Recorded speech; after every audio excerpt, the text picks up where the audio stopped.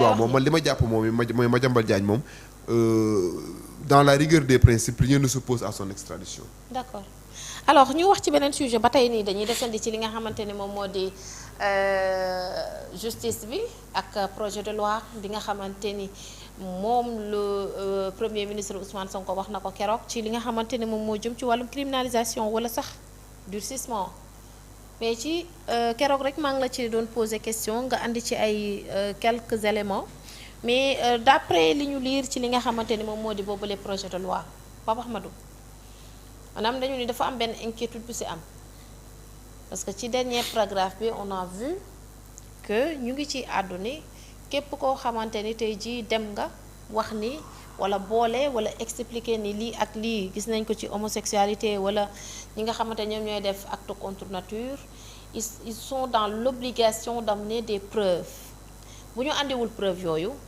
dinañ leen teg loxo daan leen ba pare amende leen est-ce que c'est pas une manière pour certains d'ailleurs ils sont inquiets jàpp ni loolu noonu benn clause bu nekk ci biir projet bi de loi bi pour protéger ñi nga xamante ni moom moo di les homosexuels. expliquez-nous. gis nga ñuy xalaat loolu soxna Adjara. waaw man je sais pas ba xam ñoom dañuy fooy seen intelligence.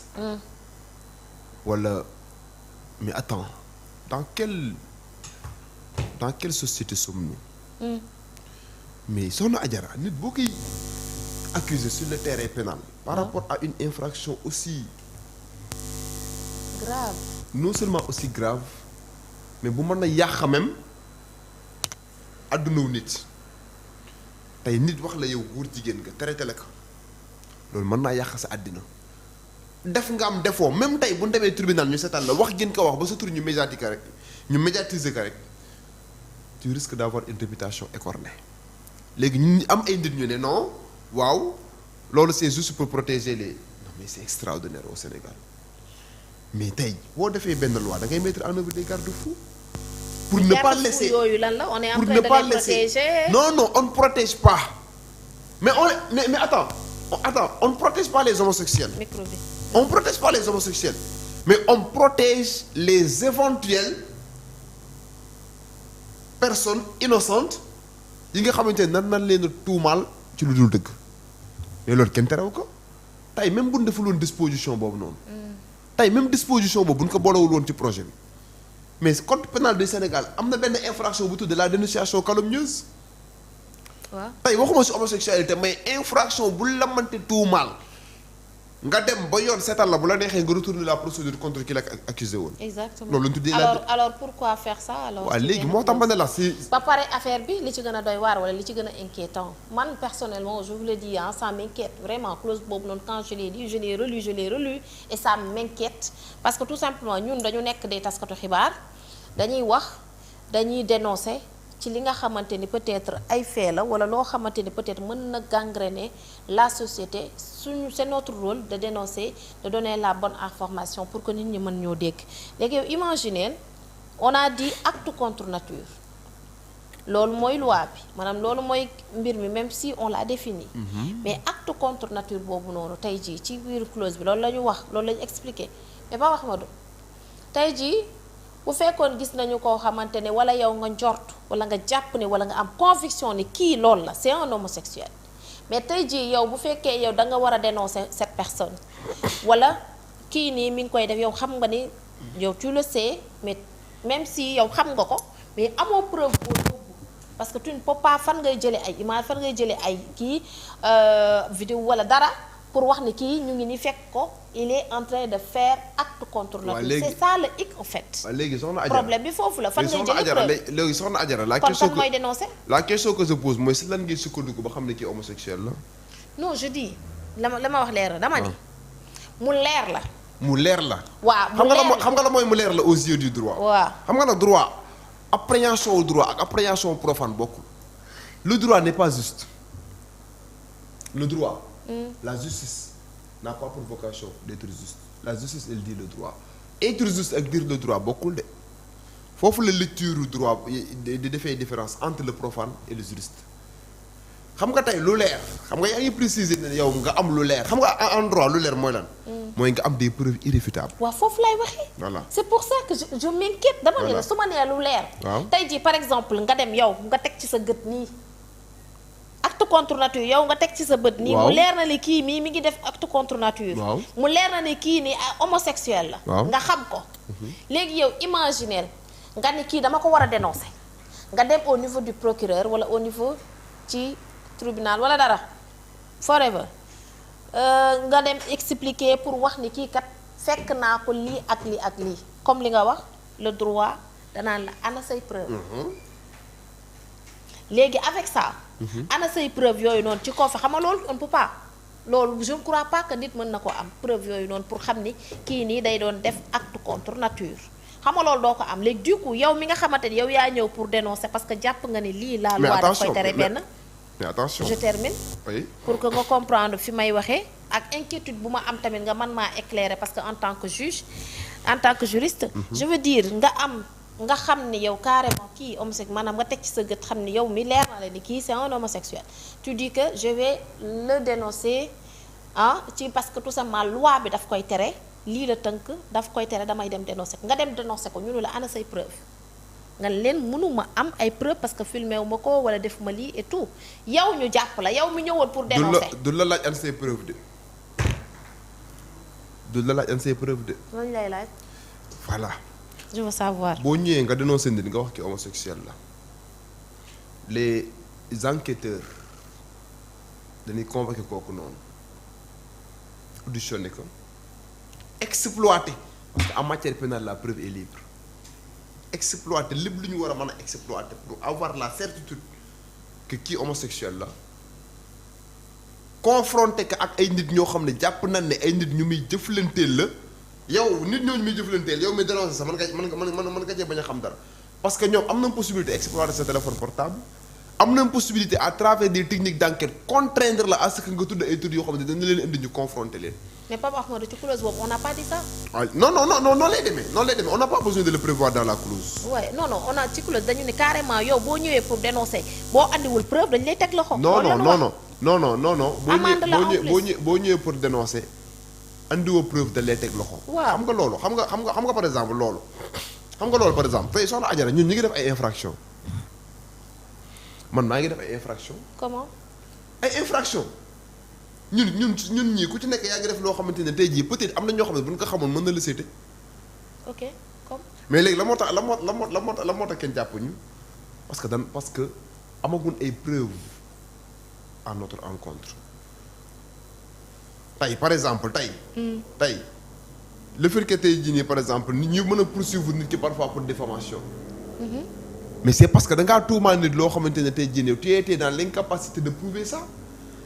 clause boobu noonu bu ci nit ñi attardé wu c'est-à-dire c'est juste pour protéger parce que tey Sénégal am na benn méchanceté bu fi am boo xamante ne tey jii nii buñ prévoirul woon clause boobu noonu nit dina jug am nga indi wala nga am ay soupçon ci nit wala nga gis nit bu efféminé comme ni ma ko waxee la fois passée parce que le caractère efféminé n'est pas une infraction nga ne xaaral ma dem ma boole ko mais kooku yow boo demee ba dénoncer ko ñu mettre ko en garde à vue placer ko sous mandat de dépôt dem ba ci biir on s'est rendu compte que li nga doon wax amul mais loroo ko yàq nga image am à jamais. mais yaa ngi koy wax sànq tey jii ka ngay boole enquêteurs yi balaa ñuy def dara dañ lay enquête ba pare. waaw moo tax ma ne la n'est-ce pas waaw moo tax ma ne la mais léegi nag clause boobu noonu bu ca nekkee sama genre gii dañ naan est-ce que jar na ko 2 millions à 5 millions lañ lay amende 3 ans ba 5 ans ñu tëj la ko bu fekkee de juste pour dénoncer te yow mu leer na li nga xam ni kii nii c'est un homosexuel c'est un je sais pas ci li nga xamante ni mi ngi def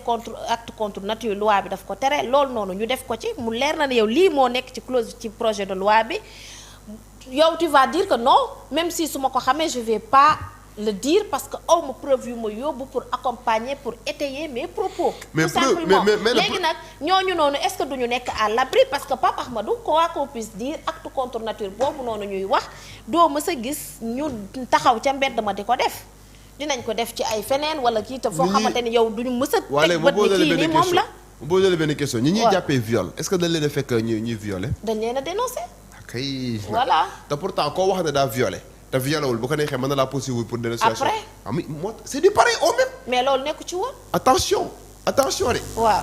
tey ñi fi jàpp gul yëpp ne dañoo violé ñi leen dénoncé jàpp ñu leen la main dans le sac de mais da ngay dem ñu xool xale bu jigéen bi def ay loolu xool ka xam ne kii nii kat pendant telle période jëflante na ak góor nang mais c'est la même situation tey diw homosexuel la nga dem nga dénoncé que dañ koy woo mu ñëw ñu exploiter ay téléphone am xool que utiliser tous les moyens yi nga xam ne war na ko mën a utiliser pour xool ba xam kii moom la wala du moom avant yow. procédure bi ñu mën kaa retourner contre yow c'est pas aussi facile qu'on le pense yaa wax homosexuel indil preuve non. enquêteurs yi ñoom ñooy def le pouvoir de vérification préalable auditionner le gars utiliser seeni technique yi nag ñu loolu ça ne se révèle pas sur la place publique ñoom technique yi ñu mën a utiliser ba nga dégg par exemple ñu ne la jàpp nañ Pape Cheikh Diallo jékki saa ñu ne la jàpp nañ Djibi Dramé jékki saa ñu ne la jàpp nañ Zal Mbaye jàpp nañ diw liste bi di gën a allongé ba aujourd'hui ñu wax 32 loolu c'est des techniques yoo xamante ni les officiers de police judiciaire moom la ñuy utiliser moo tax ma ne la ce n'est pas aussi facile qu'on le pense dénoncer nga indil ay preuves non ce n'est pas aussi facile qu'on le pense.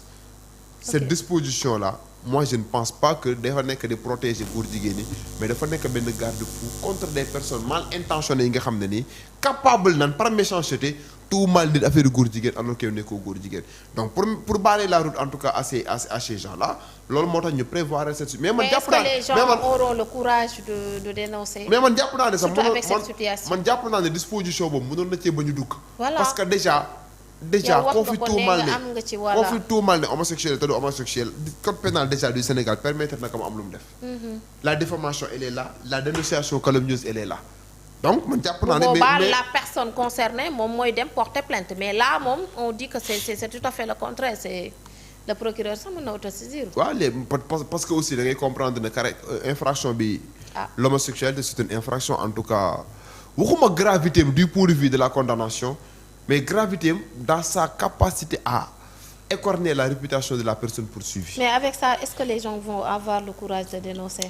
Je sais pas mais bon. on verra. on va laisser comme ça. non les choses ku am loo xam ne war nga ko mën a dénoncer da ngay dem. en tout cas dinañu. parce que déjà avant mi affaire bi di am nañu doon waxoon. je vous le dis ñun ñëpp la ñuy tënk. parce que tey jii sama genre gi bu ñu toogee ci télé bi pour dénoncer ces genres de pratiques pour dénoncer. ce genre de choses mais nag yow booy dénoncer. yow problème ba waroo ko am parce que journaliste nga un journaliste par essence buy informer day informer juste et vrai. booy wax ci lu la wóorul. xam nga tëj nit ñi nga mën a wax utiliser ba wax ci li nga wóoru tey ba relayer information di wax ci nit koo xamante ne wóoru la ba xam li nga ko bëgg a waxal am na wala amul mais la plupart des journalistes am na tendance à utiliser le conditionnel wala utiliser d'après les dires de kii. je sais voilà. je veux dire xam nga tey en tant que journaliste doo ñëw toog naan. non jàpp naa ne diw lii la non mais je veux dire tey jii xam nga dafay am loo xamante peut-être dina tënk ci ñu bëree surtout ñi nga xamante ni dañuy joxe ay xibaar wala ñi nga xamante ni tey jii am nañu envie ni cette situation là je ne vais pas laisser passer ci sama quartier wala ci sama commune wala ci sama département su ma gisee ñoo xamante ni peut-être leer na ma ni wala bàyyi na ma xel ne ñii nii lii ñuy def nii du yoon wala ñu ngi koy def ci hôtel bi wala ñu ngi koy def faa bu boobaa war a mën a leen dénoncer leen comme mën nañu jël benn exemple ce qui s'est passé en 2017 ca Kaolack bi ñu gisee ni ay góor jigéen yoo xamante ni dañ doon def mariage di takkante boo ko gisee yow tey ji nga teg ci bët nga dem. waa APR nga dem boole leen foo jëm waa APR daal ñooy genre. non man moom j'aurais bien aimé parce que là man personnellement c'est pas pour donc j'ai pas écouté qui que ce soit dama lire projet de loi bi ma ko liree daf ma def benn tic. parce que après je l'ai lu je l'ai relu non de bonne foi ça daf may inquiéter. je me suis dit que Pape Ahmadou bu ñëwee fii il faut qu'on en parle. non en ce qui vous concerne à votre décharge moi je sais que tu le dis de bonne foi mais wàllum góor jigéen yeeg affaire demee noonu waa APR ils n'ont pas voix au chapitre parce que lu fi jot a am lu bari lu leen rëcc moo conduire situation bu mel nii ay plainte amoon na en 2019 ñooñu ngay wax bi leen di jàpp Kaolack ci seen nguur la woon. exactement ils n'ont pas en tout cas pipé mot ils n'ont pas pris des mesures draconiennes pour pouvoir éradiquer ce fléau. ñoom ils n'ont pas voix au chapitre dans ce sens là mais yow de bonne foi sa inquiétude comprendre naa ko mais li ma lay rassurer mooy c'est pas aussi facile que ni nga koy xalaatee que da ngay ñëw di dénoncer ñu ne la obligatoirement da ngay indi ay preuves wala ñu condamné la non boo ñëwee nga dénoncer les officiers de police judiciaire ñoom dinañ def toutes les auditions les interrogatoires appropriés pour déterminer en tout cas ku am dëgg ak ku amul dëgg te yaakaar naa ne loolu ça ne doit pas être une épée de Damoclès pour empêcher les gens de dénoncer bu dee jàpp nañ ne par exemple gis nañ ne am na ñoo xam ne ñu ngi adonné wu à de telles pratiques. d'accord pour rek comme information comme dañuy wax ci wàllum homosexualité